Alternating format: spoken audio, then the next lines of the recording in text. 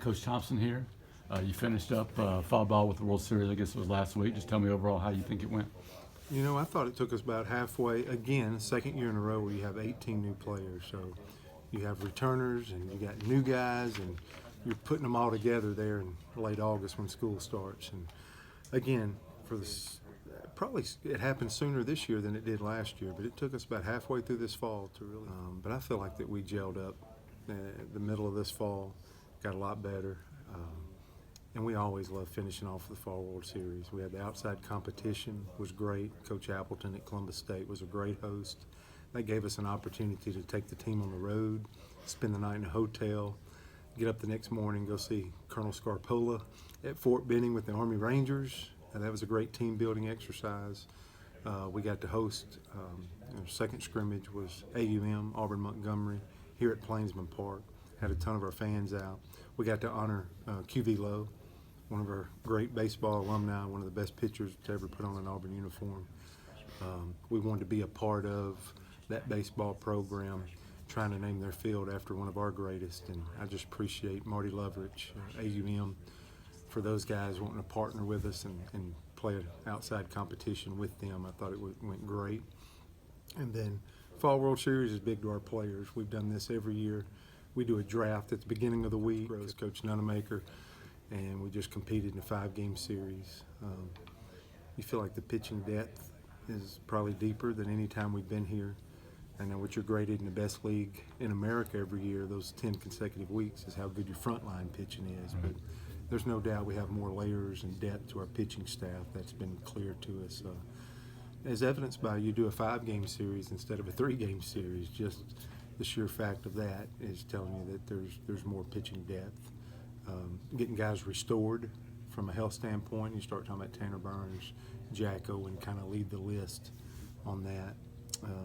Bailey Horn probably threw the baseball as good as any pitcher in our program, and the way Jack and the way Tanner's looked with Bailey Horn, you already feel like you have a rotation or a thought of what a potential rotation may be. Although we still have 85 days or whatever before the season, and we have January the 8th till February the 13th to go through another cycle of getting this team developed and ready for the 2020 season. Talking about the pitching staff a little bit more, you said it's as deep as you've had it. Who are some of the other guys that have stepped up behind those 3 potential starters? Yeah, well, you can't ever forget Cody Greenhill. He's saved 17 big games and been a rock for this program. The reason why we're happy to report more depth is he's been having to do real work and finish games on a Friday and maybe a Saturday and a Sunday. And he's done an amazing amount of work these last 2 years. I think there's been some guys that you feel like can really, really help out. You know, I haven't even mentioned Richard Fitz yet, and he pitched in a regional, a super regional, and both games in Omaha was a true freshman. We think Richard could continue to do that great work in the bullpen and help Cody a little bit more, or is he a starter? But Richard Fitz that'll be a major role that he brings because he got so much experience as a freshman. A couple more guys at the back end that impressed this fall was Drew Baker, came to us from Chipola Junior College after his freshman year, was at Macon East, of course, over in Montgomery area. But you're talking about a mid-90s fastball and maybe even a tick more once we get to the season. That's exciting to put around Greenhill and Fitz in that bullpen. You know, there's a lot of our guys that are coming back. Probably the freshman that impressed us the most, it just looked like a eventual down-the-road starter that is Trace Bright from Trinity. Again, right down the road in Montgomery area. But, you know, he threw the ball with enough velocity in the low 90s. He landed his breaking ball, which sometimes is a challenge for a freshman pitcher to do. Showed a third pitch with a changeup to the lefties and just stayed in the strike zone the entire fall. He had an amazing fall for us. It would be nice if our 3 guys are healthy like we want them to be, the veterans, if somebody like a Trace Bright, a Jackson Reynolds who comes to us from Shelton, that was arguably the best pitcher in Alabama Junior College last year. If Trace Bright or Jackson Reynolds could solve that riddle that we've had ever since we've been here of that Tuesday start, that midweek start, or if they could piggyback off one another and handle that, that would make us stronger on the weekend and the midweek. And that's where we start talking about what's the reality. What do you mean by having more depth? I mean by being able to not having to show up on a Tuesday thinking you got to score 10 runs Right. to win a ball game. And those boys both performed in that way. But we have to decide, are we using them on a Tuesday or are we adding them to that bullpen on the weekend? So these are all good challenges and problems to be thinking about. How did Hayden do, Hayden Mullins? Yeah, he did great. He had a little form tightness down the stretch, right? I probably mentioned him already. But that's arguably at one time when he's in the middle of his junior year, after his junior year, that summer, heading into his senior year, that's one of those guys you're like, this is one of the top lefties in America. You're probably not even getting him to campus. And he had a slower senior year because of health. And he came in here and pitched early for us. And he's a strike-throwing lefty, number one. He's a strike-throwing lefty with velocity, number two. And he's got a track record, number three. We think he's an eventual starter. Right now, we're just wrapping around, can he come out January the 8th and be healthy? Right. We feel good about where he's at. He's on a throwing program right now.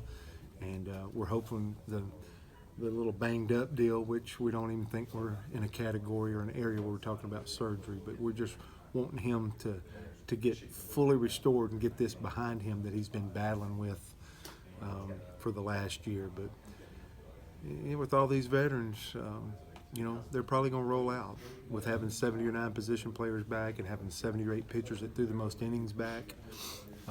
This is a marathon, not a sprint for somebody like Trace Bright and Hayden Mullins. Mm-hmm.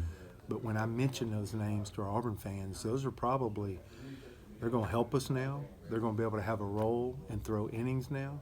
But those guys have to be prepared in 2021 to step in and be the next rotation for Auburn baseball. Yeah, you're going to have three pretty big spots to fill next year. Huge.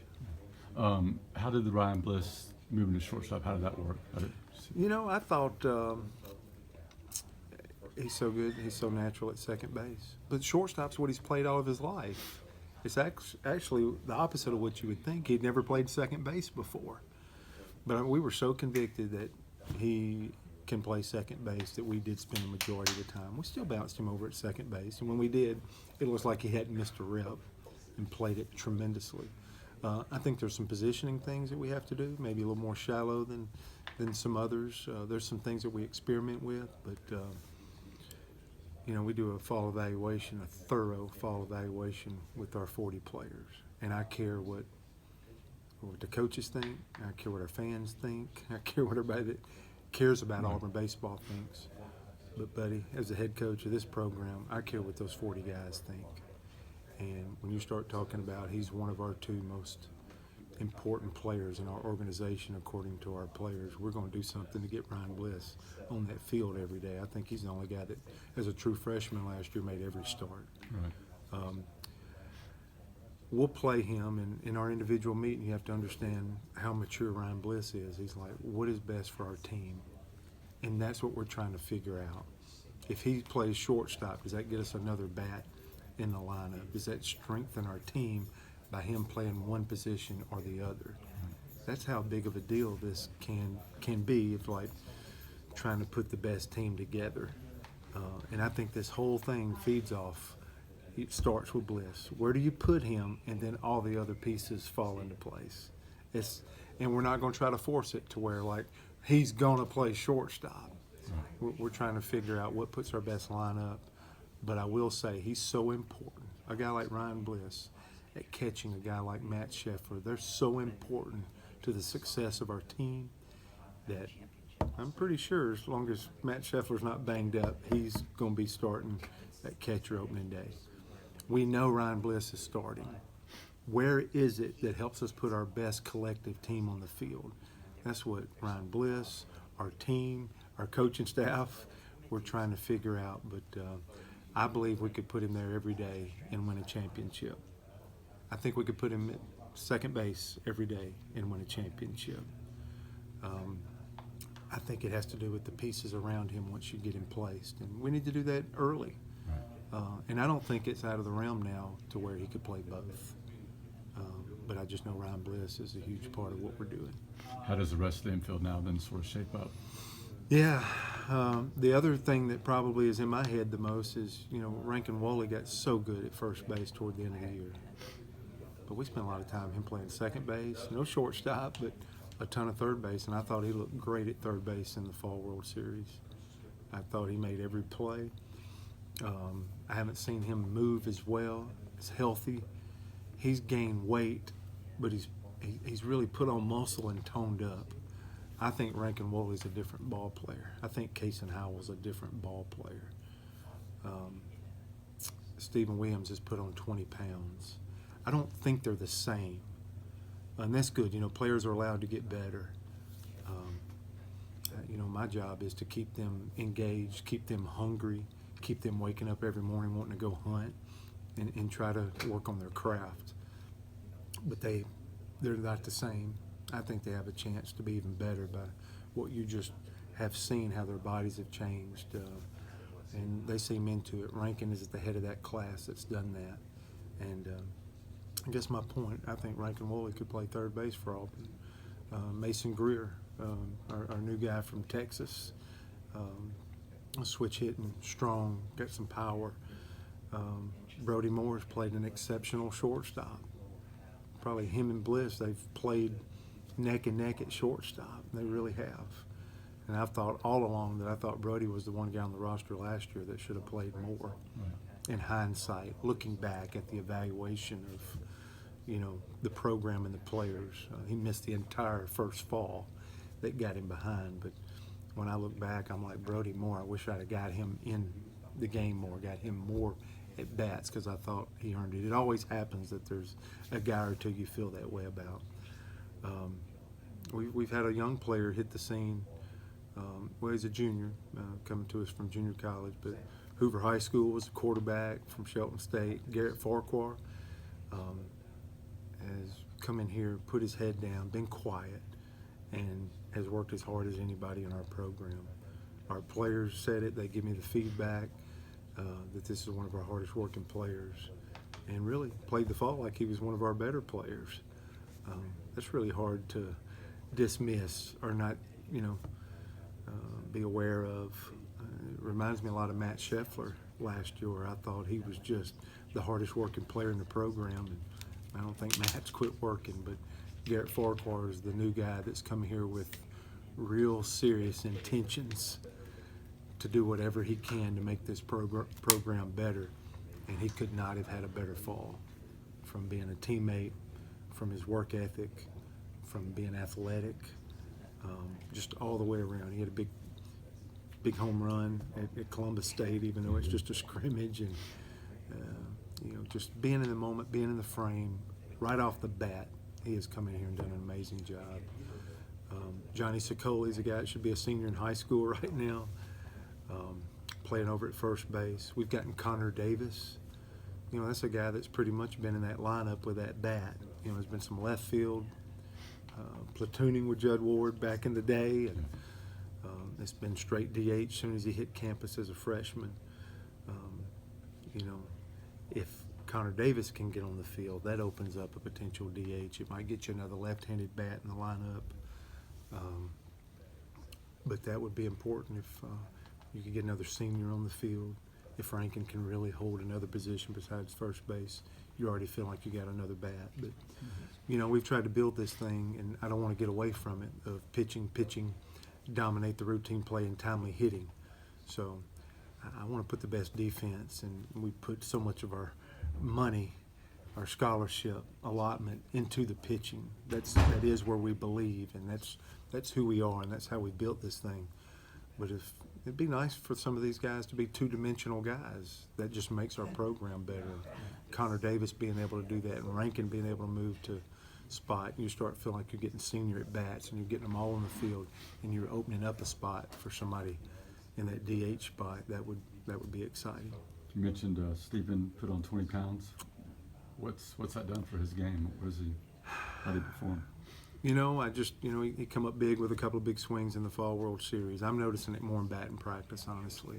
So he forfeited the right to go to the Cape Cod League, which everybody in America would go to the Cape Cod League, and just we said, what's the elephant in the room? What's the most important thing to make him the best ball player he can be coming back? And we thought it was getting in the weight room, getting stronger. He's turned into a really serviceable, and I think he's going to be a way, way above average outfielder. From throwing, playing defense, he's going into his second year where he's not having to worry about his original primary position of catching. And I think he's going to be a great outfielder. And he's also, I think he got stronger and faster. That's when it gets neat. Hey, he put on 20 pounds. Well, if I put on 20 pounds, it's probably not good. Me neither. But you got a primed athlete going into his junior season that went and got 20 pounds stronger, but got a step faster. That's pretty exciting. The other way I can really see it is in his batting practice. So the monster now, he's lofting balls out opposite way just in batting practice, hitting home runs, and the batter's eye is making a noise, 5 times a day, and we never hear the sound of the batter's eye very often. And so I can just see that some of that strength has translated, just in batting practice. I sure hope it shows up in the game the way it has batting practice. But I think he's a step faster. I think he's throwing better. And I think he's further along, more developed than at any stage since he's been here. For somebody to say something about an athlete like that, it's pretty exciting. And you mentioned Casey Howell's a different player. How's he changed? I think the biggest thing for Casey is I thought pretty early on, or about halfway through the season, he went back to the center field wall here and just banged right into his knee. And I don't think from that point that he ever covered center field the way he did before that game. And so he finishes out the season, and now this fall, just seeing him go gap to gap. The biggest work Kaysen does while we're taking batting practice is the focus on his defense. I mean, this guy, everybody just clears out, and he just gets game reactions off of a real at bat. And he's going gap to gap, and I see that top end speed that I think once he hit that wall last year, he kept playing. He posted every day. But I'm seeing that top end speed return that was hard for him the second half of the season because of that collision with the wall. And again, a lot of times, power is the last thing to come. And he hadn't hit his first home run in the game yet, but he's hitting them in batting practice. And when that first one comes in a game, it won't be his last one. So I think there's a touch more power being a year older. Another year working with CJ in the weight room.